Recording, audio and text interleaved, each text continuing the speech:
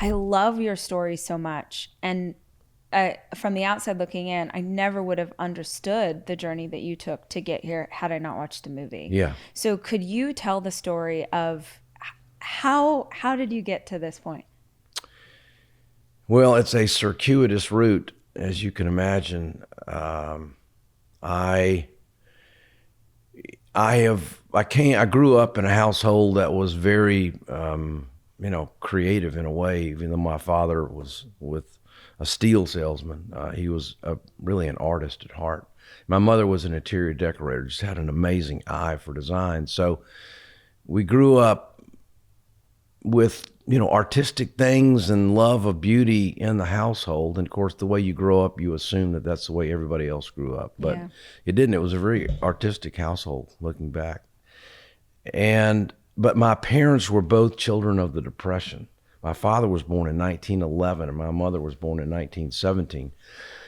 So they were formed by that, job security and education. Those were really the preeminent pillars upon which my family was built. You go to school and you go as far as you can go, and then you get a job and you do it for 45 years. So my parents sacrificed for me to go to, a private high school, and then I went to college and graduate school, and then I got a job in real estate, and I really tried to do that because even though I had this parallel life of songs and music, and I just fell deeply in love with songs, really because my father loved songs and music. But there was no possible way that I was going to pursue it as a vocation because I couldn't do that to my parents. But the soundtrack followed me everywhere I went, and I really tried to focus on real estate and fitting in with a blue suit and a red tie and a black Suburban and a cell phone. I really tried to do that, but I just finally couldn't do it. The songs finally chased me down, and at 27, I ran away from home for the first time, and I moved to Nashville, and I was here 4 years on the outside looking in, got nothing going. My father got ill, and I had to care for him at the same time. So I reinvented myself as a real estate broker and moved west to Dallas. Met my wife here in Nashville, and we got married about 6 months later. And I really just tried to start over again back in real estate with the blue suit, the red tie, and the black Suburban. And, I did have a spiritual epiphany about, I guess, 8 or 9 years into it, where I was so disappointed with my life at the age 39, even though from the outside you would think he's got a nice life. Yeah. But that deep soul ache of not doing what I thought I was created to do was really killing me. And so at 39, I just screamed out, God, why am I jaded, cynical, and disappointed with my life? And God said, you've been worshiping the creation, not me, the creator. How's that working out? And it was a moment where I realized that this is what it's like to worship an idol. Somehow I had taken something that was good, which is music and songs, and turned it into an idol. And it ultimately was destroying me. Yeah. There's a great speech, if you've never seen it. Jim Carrey is giving a commencement address. Have you seen this? Where he talks about his dad? Say it again. Tell me. Yeah. Again. So yes. The idea is he's Jim Carrey. It's the height of his career. And he's telling the story about his father, who I think was a saxophone player. He's like, my dad was one of the most talented musicians. I got so much of my talent from my dad, but he was terrified. He was terrified to pursue this life in music. And so he took a job as an accountant or something along those lines. And when he was in his mid-40s, he got laid off. Company closed down a division. He gets laid off, and he never really gets a job again. And he says, so you can fail doing something you hate. Yeah. So you may as well try and fail doing something you love. Wow. Yeah. It's a really great speech. You can find it on YouTube. I have seen it. I forgot that. That's really powerful. Yeah. So you cry out, you sort of have this moment. What do you decide to do with that information? Well, and then I really wanted to find reclaim the gift of music, just the creative gift. I just wanted to find it again. And I think once I kind of realized that, you know, my eyes were down here instead of up there, it was like a weight fell off me. It was like, okay, God is in control. This is not random. And I just want to regain the, you know, the gift of creativity again. And I said, I just want to enjoy it. I don't care about Nashville. I don't care about anything. I just want to find that love again. And it was, you know, it was a pure moment. You know, moments like that don't really last. You know, then I went quickly back to the idol worshiper of success and validation and everything else that the culture throws at you. But I did reclaim it and slowly started just kind of unthawing and writing songs again. Yeah. And when did you guys get back out here to Nashville? Well, and then about a year later, I sat down early one Saturday morning and I wrote a song. I just sat down and I wrote a song that by myself that I loved, and it was called Little Rock. And Tom, it is honestly one I could cry. and I did when I watched the movie for the first time, understanding the backstory, you know, hearing the details about your dad, and then getting to that. I honestly, when you sit down at the piano and I haven't had a drink in 19 days. Like, I remember that. I remember Collin Raye. I remember being a little girl and that's on the radio in my grandpa's truck. Like, I think that's what is so striking about your work is for those of us who grew up and are of a certain age and listen to country music, it's the soundtrack of our life. Yeah. And it's the soundtrack of your life. Well, I mean, I didn't realize until probably 2 years ago that Little Rock was about my father. Oh, wow. It was pretty crazy. Wow. How beautiful. Yeah, it's, you know, biographical. It's emotional to even think about. Yeah. It's strange after all that time. Yeah. But, you know, those are pure moments that you wish you could have more of them, you know, where you kind of break through the scar tissue and somehow you get down to the purity of, you know, love and loss and, you know, pain and beauty. And so you by yourself write this song and you hadn't had success as a songwriter yet. No. I mean, I had forsaken it. I hated Nashville. I was never coming back. Nashville was a mistress. She'll carve your heart out from the back with a butter knife. That's what Nashville is. Yeah. And what did you do? Did you know you had a hit? No. Gosh, I didn't. But at that moment, something occurred to me. And I don't think you just wake up one day and think this. I think God just gives you occasional pearls of wisdom. I decided, you know, I'm going to create stuff and I'm just going to share it with anybody and everybody. And I've kind of been true to that since that moment. So I wrote Little Rock and I made a demo of it, and it was a piano vocal. It was like literally 5 minutes long. And I just started sending it and giving it to anybody and everybody. And I literally still had a few contacts in Nashville, and I would send the song to them and said, look, I'll give you the publishing on this. You can have the song if you'll just pitch it, if you'll just give me some encouragement. And nobody responded, but I reconnected with Paul Worley, who's like my guardian angel. And I had known him 10 years before as a guitar player in Nashville. And by this time, he was an executive at Sony Publishing. I gave Paul a cassette of Little Rock after 4 glasses of red wine at a cocktail party at a songwriting seminar in Austin. Nice. And I gave him a cassette. And miraculously, he listened and he said, I think I can get one of these songs cut. And he ran with it. And he signed me to Sony Publishing in 1993. And he got Little Rock recorded. And I've been with Sony since 1993. And how old were you at that point? At that point, I was 41. I love that because I feel like so many people think that the dream has a deadline. Yeah, you're right. You don't hear a lot of stories of someone in their 40s getting the first big break. Right. So is that common in this town, or do you feel like you have a unique? Well, I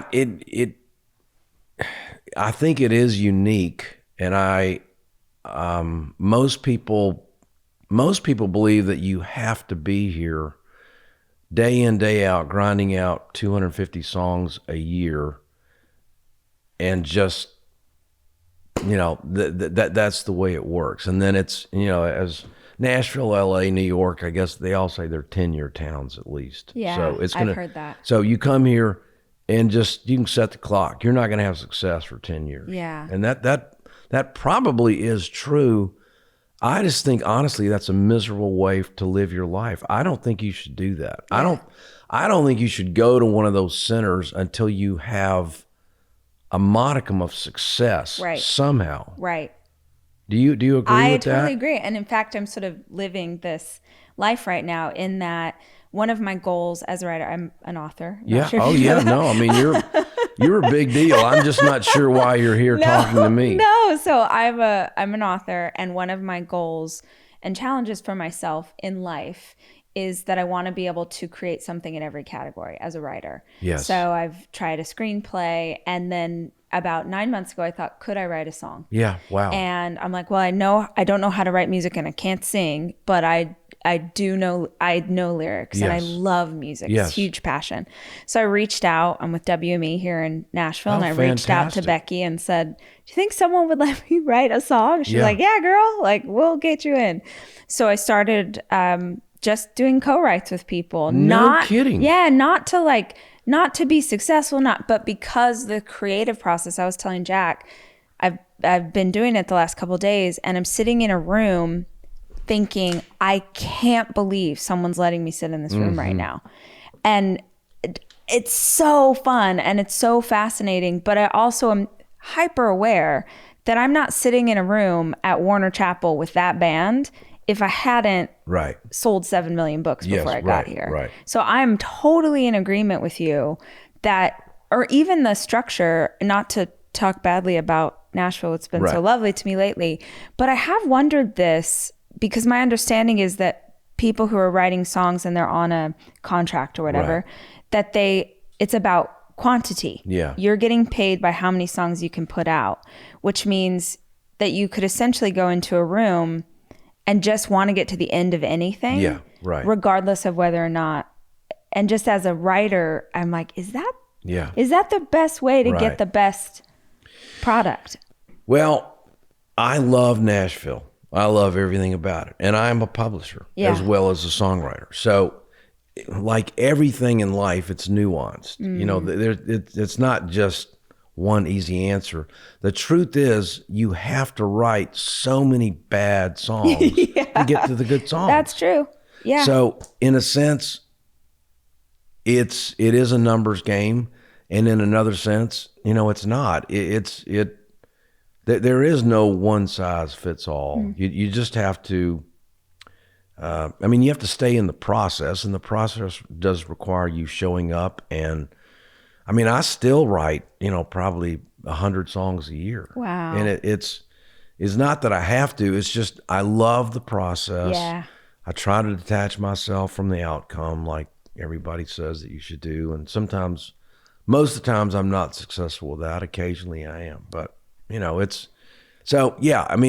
but I see so many young writers that are just grinding it out. And in one sense, they're waiting for that moment of success, and sometimes it comes, sometimes it doesn't. But I still think they're better off staying in Grand Cane, Louisiana, working in a metal shop and writing songs and living their life and, growing their family there, have a little success. And then Nashville, like LA or New York, they need to introduce you like, this is Rachel Hollis. She's got this huge podcast and she sold 7 million books. And then it's like, okay, I want to talk to Rachel.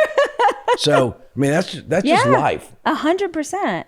When you're writing 100 songs a year, how many of those do you actually show anybody? Well, I'll probably show them all, most of them. I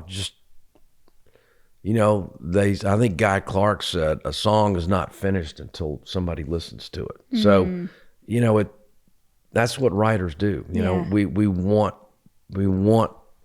We're looking for that initial point of inspiration, and then I want to inspire you. I want to play you something and say, did you get it? Yeah. And I mean, that's kind of what we do. So yeah, I mean, I'll still, demo most of those songs, turn it into Sony, and, and they'll listen and give me some feedback. Yeah.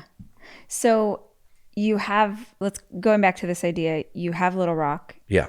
Did you have your next song ready to go before that came out and became a hit, or how did the career go from that first success? That was 1993. Little Rock got recorded, and I was signed to Sony, and they allowed me to kind of start coming to Nashville 1 week a month. I was still in Dallas. Mm-hmm. So I stayed in Dallas as a real estate broker, even after Little Rock had gone number one, just because I still think you should have a healthy mistrust for the machine. I love this because a lot of people don't talk about it. Yeah. And it is, I am the queen of chase the dream, go big, reach for something more, but not to the detriment of yourself or your family. Yeah. And I think that people or dreamers can trick themselves into believing that if they just, it's like leap and the net will appear. Yeah. Some kind of net will appear, but it's not necessarily. So I love that you're talking about that, because I feel like most people don't. It's like, don't play it too safe, but also don't bet the farm and lose everything. Yeah. I mean, if you're 24 or 25 and you've kind of got, a foundation behind you, and you're not married and you don't have any entanglements. My son, is pursuing acting and screenwriting in LA. Cool. I mean, but he was 25. He's 25. Right. He lives at Venice Beach with four other guys, and he loves it. Live your life, bro. So, yeah. That's a different case. Absolutely. But if you're married and have, 2 kids and you got a good job in UPS, in nowhere in Nebraska, and you love songs, do not quit your job and leave your family network and come to Nashville. Right. You can, I don't know, I guess in life, we want everything to be binary. We want it to be either or, and it's just not. It's both and. Yeah. So good. Yeah. So you're in Dallas. You're coming here 1 week a month. Yeah. And I don't know. I'm not super familiar with how the town works. So doing co-writes and things like that, was that happening back in the 90s as well? That was happening. Okay. And that's the way Nashville works. They try to get you in better and better rooms. Yeah. To write with, more established songwriters that, are having chart activity. And that can work. I think looking back for me, I had finally learned to write songs by myself.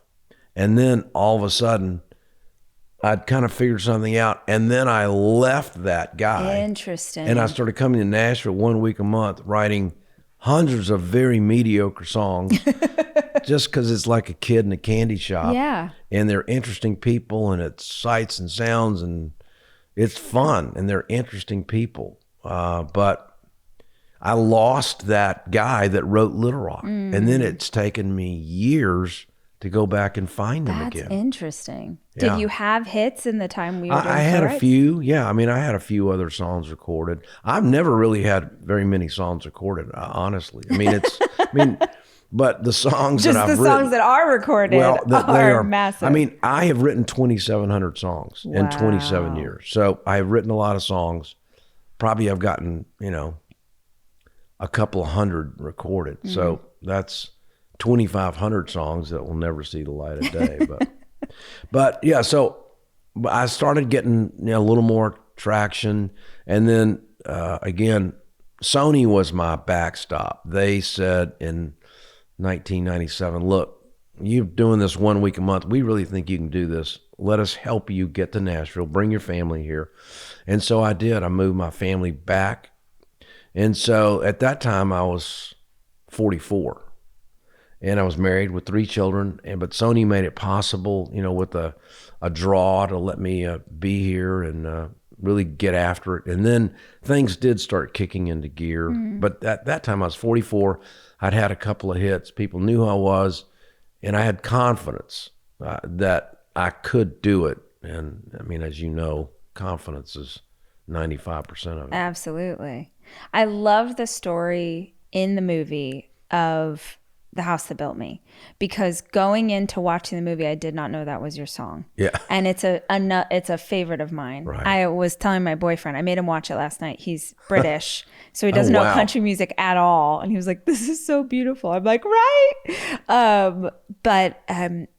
I, for probably 2 years, I would journal and write about what the storyline would be, or what the movie would be, or what the book would be based on that song. Wow. I was like, what is the character that Yeah. shows up at someone else's house and asks to come in, which Right. is so beautiful. Yeah.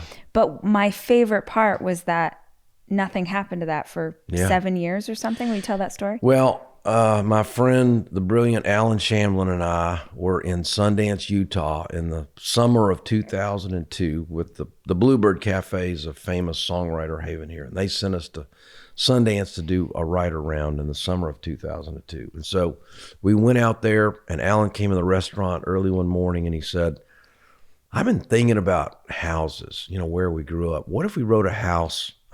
What if we wrote a song not about the houses that we build, but the house that built me?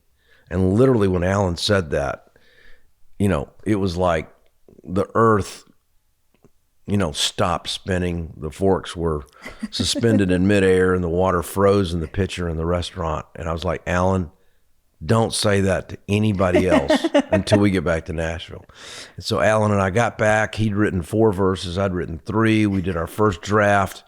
It was 22 minutes long. 22 minutes long. It was epic. It was the greatest song since Let It Be. Turned it in, and the publisher was like, that's really cool. Yeah. And as you know, in Nashville, that's code speak for we will never listen to that thanks song for nothing. again. So it was disappointing, but most of what we do is disappointing. But if you like what you're doing a little bit more than the rejection, you can keep going. When that gets out of balance, that's when you stop. So we liked it, and we continued to write other songs. And then 7 years later, we got back together, and I just woke up. I remember thinking one day, there is something magic in the house that built me. And so Alan and I got back together, and we revisited it, and we really rewrote it. And we were missing the line, the setup line for the hook. We didn't have, if I can just come in, I swear I'll leave. Won't take nothing but a memory from the house that built me. Yeah.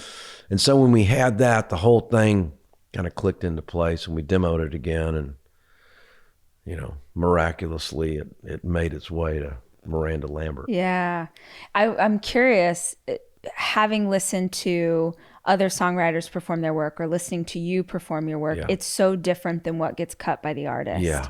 And when you're creating things, are you ever like, oh, if we could get Miranda on this, or if we could get this specific artist, and it would really be like, did you have that in mind, or you were just like, please, Lord, let someone I think it was more, please, Lord, let somebody listen to this.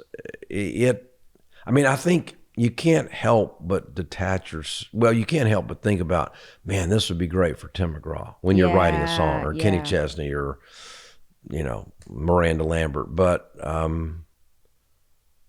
that really kind of thwarts the creative process, because then the song knows what it wants to say. So you really have to follow the song. You can't try to lead the song, because you will lead it astray. So you just, once it's started, it's kind of like a wild bucking bronco. You just gotta hang on until you get to the end. So we had no idea of that. It was a piano vocal from a male standpoint, but the sign of a really great artist is that they can take the original that you create, and then they can make it their own. Yeah. And that's why Miranda Lambert is, brilliant. Yeah, so good.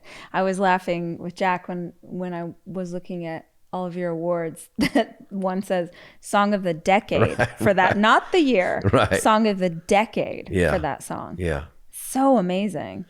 Well, it is amazing. I when you create something, I think you kind of have to move away from it over time, or it starts to control you. So I love The House That Built Me. I'm grateful for it. It's kind of Miranda's song. It's your song. I mean, the magic, the mysterious thing about art is we create that song, and somehow in 3.5 minutes, it takes you back to your You're so home right. and your place. You're so right. That's the magic trick. Yeah. It's the line that gets me every time in that is that the dog's buried under the tree in the backyard. Whew. It's like, all of us are like, because that is where all of those different things happened. Yeah. And whether the house was good or bad, the house still built you. Oh, so good. Well, and throughout the years, Alan and I both have had thousands of people talk to us about how much they love the song, and we're like, yeah, I'm with you. I mean, it's like we're fans of it too. But the most poignant stories are those that say, I had the exact opposite of that. Yeah. But that The House That Built Me, like other songs, they're aspirational. They're not the idyllic household that you have. It's, in a sense, it's what you want your life to be. Right. And you have the chance to, do everything different than the way you're brought up. Absolutely. But those are poignant stories. Well, and I think that is something too, is like those lines as a writer, whether it's in a book or a song or a movie, since I was a little girl, I've just paid attention to the lines and I'm like, I wish that I want to create something that is that good of a one-liner. Right. And the other one I was remembering last night was Jesus will forgive, but your daddy won't forget, or a daddy won't forget. Like, I'm curious, do you have that where you write it and you're like, okay, that's good? Like, do you hold space for that one line, or to you, is it just a line that you wrote and it's part of the song? Yeah, it's just a line. And then you go back and you think, damn, that's a pretty good line. That's a good line. That's more of it. But, I have daughters. And so, I mean, most men, let's just say this, all men are a complete waste of time. I'm just going to go on the record with that. All right, quoting, and then maybe at about the age of 35, they have a little redeeming value. But so as a father of daughters, I'm deeply suspect of all men. And I put myself, the fun thing about the creative process, as you know, is that these songs are really mini movies. They are. They're just little movies. And that's why the line is so amazing. It's like, if you can say in one sentence an entire move, like, you see everything. You see who that dad is. Yeah. You see how many times this guy screwed up. Oh. You see it all in one line. And I'm finding this process for myself really interesting, because I'm getting paired up with people who just do music and I'm doing the lyrics. Oh, interesting. And that I'll be like, wait, just give me a second. Right. I don't want to, could we just, because we can say it that way. That way is good enough. Right. But if we just sat with it for a second, we could come up with a word or something that changes the whole structure. Yes. And I don't want to be too precious in the process. Right. But because it's so fun, I'm like, well, let's try and get that one line. Yeah. I mean, you're just trying to peel the onion down one more layer. How far down can you go? What is your creative process like? Well, I mean, you have to work in horrible conditions. It's a horrible place. It is, I am very regimented, like, very disciplined, almost not OCD, but a little bit, in that I know, fortunately, I like what I do, and so it's easy to do it. But I mean, I kind of get up at the same time. I have to exercise every day. I have to, read the Bible and pray and try to get my mind centered. And then I love to read newspapers.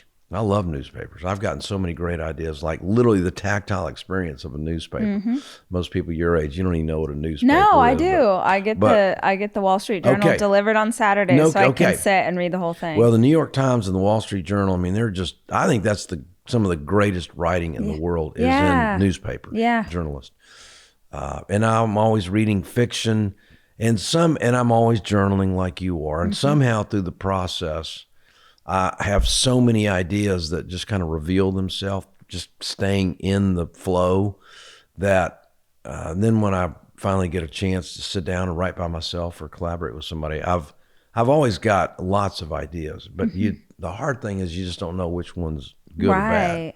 What comes first for you, the song or the words? Usually the idea. Yeah. So if we were writing a song, Tom, let's go. Well, There's the piano. I didn't know that this was your next chapter. You'll probably come in to take over the town. Just remember me, will you? Oh my word, no. But it's guys that I've written with for years will come in and start reading a list of titles. Yes, yeah. And that is off-putting to me. I don't do that. Now, of course, everything, honestly, I say is contradictory because Alan came in and said, what about the House of Building? Right.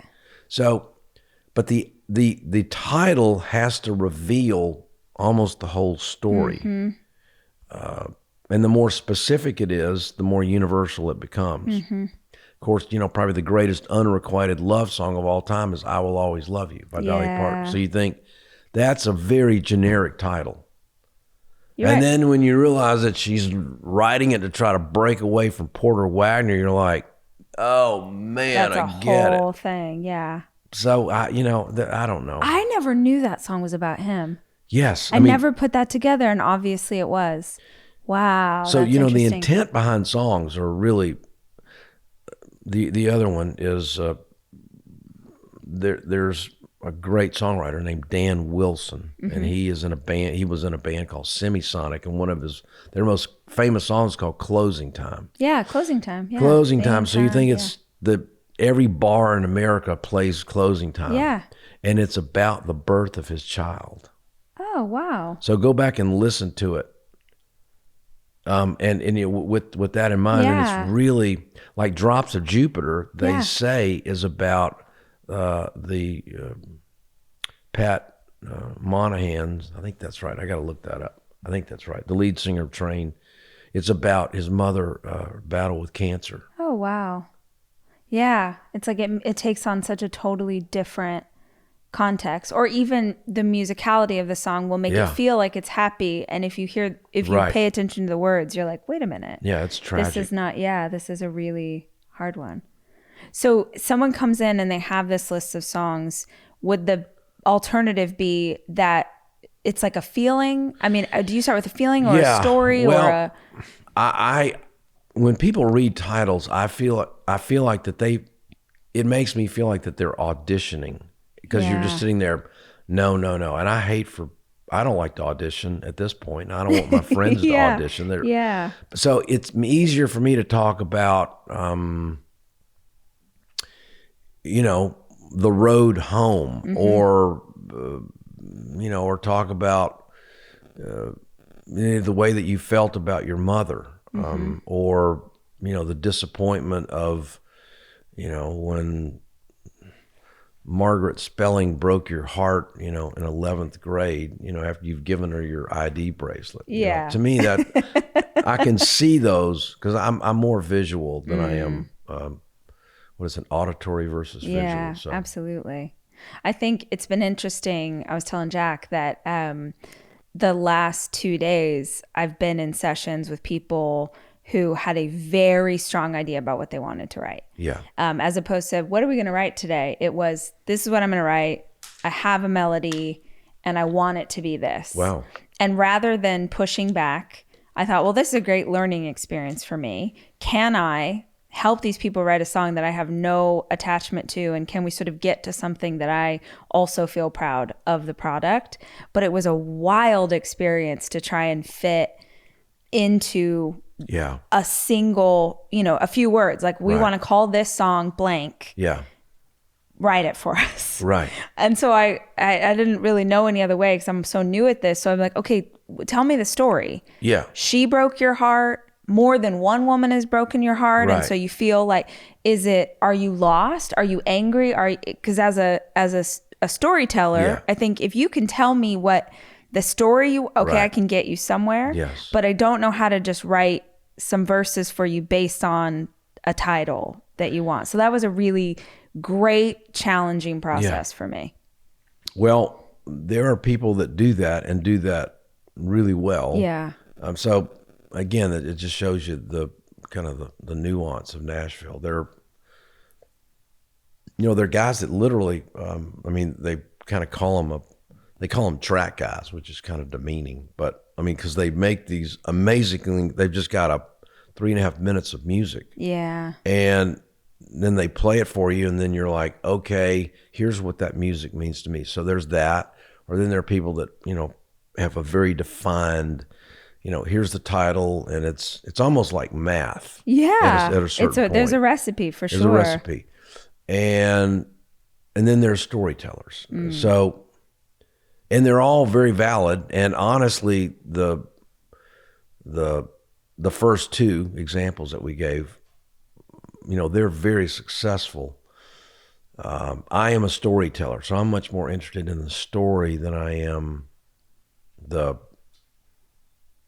I'm more interested in the story than I am the song, honestly. Yeah. Because I want to find myself in the story. Well, that's the beauty of country music. Yeah. That you can't find in another genre. You can't storytell the way you do in country music, in pop. Yeah. You could do something. Right. But I think that this category really lends itself to I can't think of a pop song that made me cry, but I could tell you 20 country songs that'll make me, weep like I'm at a funeral. Because there's that one line or they say something, you're like, oh, and all of a sudden it's your grandma or it's your mom or it's your heartbreak, which is so special.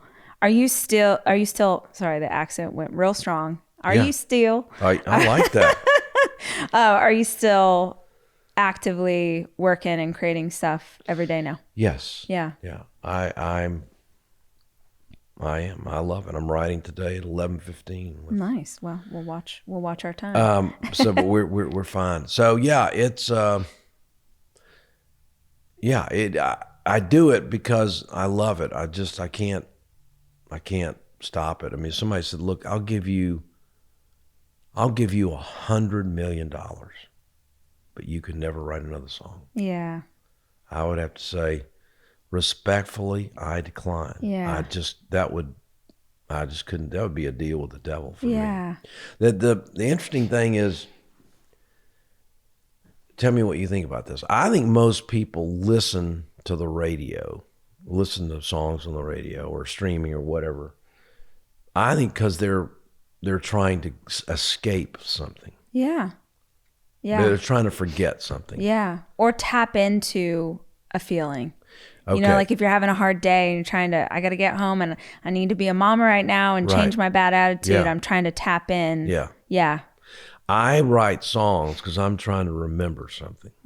But I don't think most people listen to music because they're trying to remember something. Yeah, you're right. I think they listen to it because they're trying to forget something. Yeah. Honestly, they're both valid. Yeah. I don't know. That's I can't really. Well, back I that also up, think music. Yeah, I would say I do listen to certain songs to remember, whether it's remember a time period or remember a family member who's no longer with me, or there's what popped in my head. So my brother was an incredible musician, and wanting to write songs is in his memory for me. Wow. So I feel I feel him here. I feel very close to him when I'm doing this, and he was incredible and brilliant, could play any instrument, sing and write and the whole thing, and he had really severe mental illness and took his own life. And Vince Gill, Rachel.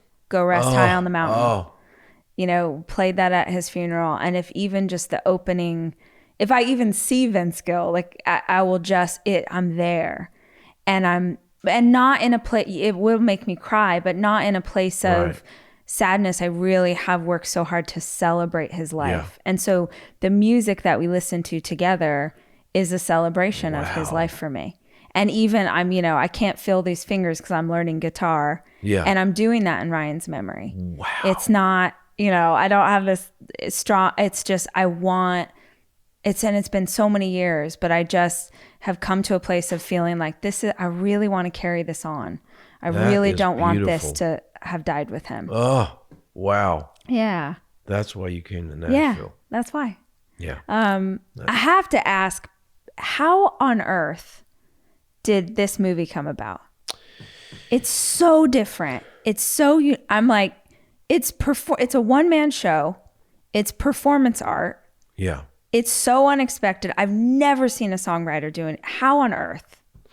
Well, I was honored to be inducted into the Nashville Songwriters Hall of Fame in 2014. And they give you 12 minutes for your induction speech, literally, because they're on a tight schedule. And as Abraham Lincoln said, if you want me to give you a long speech, I can do it now. If you want a short speech, it's going to take a while. So I worked on it for months and months and months, and I'd bring my friends over here and I would perform. I would, give the speech to them. So I really kind of dialed it in, and I mean, it's the summation of your career to that point. So you want it to be meaningful, not just, I'd like to thank this, I'd like to thank that. That, they say, don't do that, at the award shows. Because it still is about the audience. You want to, it's everything we do is, we're really just narrating somebody else's story. So I was just thinking, how can I do this in 12 minutes that's going to be meaningful to the people that are there and all the people that have recorded my songs? And so I found, again, this is, I think, godly wisdom. I found this, the device of a letter. So my induction speech was a letter to a discouraged young songwriter, which really did happen. And he was like, I think I should quit. I don't know why I'm doing this. Why should I keep going? And I know he's looking at me thinking, you got it all together. It's been easy for you. And I just wanted to pull the veil back on, the ecstasy and the agony of life, and how really all those things, the tragedy and the beauty of your life, it all goes into the art that you create. And I kind of overlaid that speech with the 7 days of creation from Genesis, which people are like, what? Anyway, it made sense to me. And I got so much interest in the speech over years. People would constantly come up, man, that was the greatest speech. And it was on YouTube, and, many people saw it. In 2018, I was very discouraged with, writing. I mean, I'm constantly discouraged, but I was really at a low point. I was like, why am I doing this? I don't even know why I'm doing it. And I thought back to my own speech that I gave about, why we do what we do. And then I got to go see Bruce Springsteen on Broadway. I've heard that's amazing. You have to see it on Netflix. Okay. So I saw it in a little theater on Broadway, and it was 2.5 hours of Bruce and his life and songs. And he talked all about Freehold, New Jersey. And the magic of that took me to 3018 Oregon Drive. And he was really narrating his story, but it was my life. And I thought, I know how to do that. Yeah. And I'm always looking for ways out of the despair and the discouragement of creating. I mean, it's very discouraging. It's so hard. It's a brutal thing. And so I'm looking for outlets. So I thought, okay, what if I took this 12-minute speech and blew it up into a one-man show? Which so mine is a bad version of Bruce Springsteen. No, it's not. Did you perform it live ever? I did it hundreds of times. Oh, I didn't know that. Yeah, so it's really started as a one-man show. So I'd bring people out here on the weekends. I did it for corporations. I did it for charities. It was just a thing. Rad. Like, it was a way for me to connect with people. Well, and it's also evolving your creative expression, which is so cool. Have you seen American Utopia? No. Oh my gosh. Look, Jack's nodding. Is it a movie or what? It is a Netflix it's a live recording of Talking Heads. So it's David Byrne on Broadway. Wow. It is the most, as a creator, you will cry. Okay. It is so creative. And I saw him in an interview saying, I just didn't want to do another concert. Yeah. I've done these songs a million times. I wanted to come up with a new way. And it's essentially him and let's say 10 musicians on stage, but these musicians can play every instrument. Wow. They're dancing, they're playing, the lighting, the stage. It is so creative, it hurts my feelings. Wow. And it is impossible to watch that and not go, okay, what am I doing now? What's the next thing? How do we anytime, and I think that's why I was so adamant. I'm like, who knows Tom Douglas? Yeah. Who can give me an interview? Because I'm so inspired by people who are creative, but they keep evolving the way they do their work. Yeah. So you had done it as a live performance. I did it 100 times, and a young Oscar-nominated film director that was in Nashville saw my one-man performance, and he said, I know how to make a movie out of that. And I was like, let's do it. Yeah. So in February of 2020, my son helped me create the one-man performance. He wrote the script with me. And then my son-in-law is actually the producer of the film, and he's like my Irish son. He directed it. So right before the pandemic shut everything down, miraculously, we did all the filming in February of early 2020, and then the shutdown happened. And then we went into all the post-production and the editing and all that. And then we found some really great people to help us. Jason Owen, who's a big manager in town, is in the film and TV space.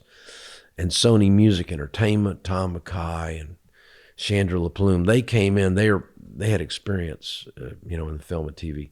And we made a deal with them, and then they're the ones that shopped it, to the 150 different streaming services. But we ended up mercifully with the Paramount Plus, which is just an amazing place to be. Well, Paramount Plus definitely got a new user because it was the only way I could watch that movie. But I heard about it, and documentary film is my favorite. Yeah. It's kind of all I watch. And so I was like, oh my gosh, it's sort of a documentary, because I didn't really understand what it was yet. Right. And I knew it was about songwriting and about you, and I wanted to see it. And I was like, what is Paramount Plus? So they do, when we came in here, I'm like, Jack, did you see it yet? Because we worked together for 5 or 6 years. And I was like, Jack, it's a continuous shot, which is so sick to watch it. It's, how you all pulled that off is incredible. I'm like, you'll love it just from that standpoint.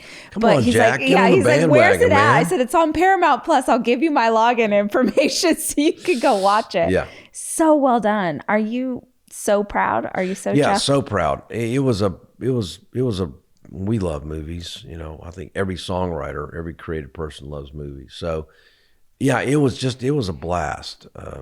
It was fun working with that team, and it is performance storytelling, that's what one of our team, Chandra LaPlume, called it. And it is different, but it wasn't like we set out to do something different. It's the only way that I knew to do it, because it's based on a one-man performance. It's just a one-man show. Yeah. It just happens to be but it's so much. What we didn't want to do is just film my one-man show on a stage somewhere. That would make the paint drying on the wall interesting. I mean, the Netflix Spring thing is phenomenal. Yeah. But I would say same with American Utopia. They really cared about how they shot that in a way that you could receive. Oh, I'm so excited for you. You have my email. Please email me after you watch it. I'll tell you. You will just love it. I can't wait to see it. Yeah.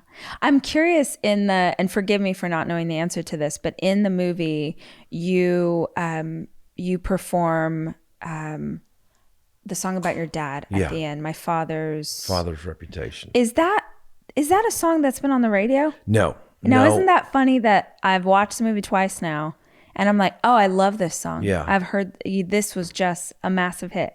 No. Was that the first song? Wow. But I mean, that's a good song when you feel like you know it already. It kind of became almost the cornerstone for the play and for the film, in that the Love Tom on Paramount Plus, it's not really about my father. It just happened. My father obviously is a big part, as all fathers, for better, for worse. Yes. Influence us. But I was trying to reconcile. My father died in 1996, and I was trying to reconcile. I really, thought I'd made peace with his passing, because it was. I mean, he had cancer, and it was. He'd suffered all that other thing, and it was he really came back to himself the last 3 years of his life. So we were sad to see him go, but it was a merciful ending. And but I had this. I thought peace with my father's passing, and then I had this crazy burning ambition that was. They were parallel, and I never could quite figure it out why I was so ambitious. Because it's not really money that does it, or even accolades. It was, and here's the crazy thing. I realized, I don't know, in 2017, my ambition was tied to try to redeem my father's reputation, because I hated.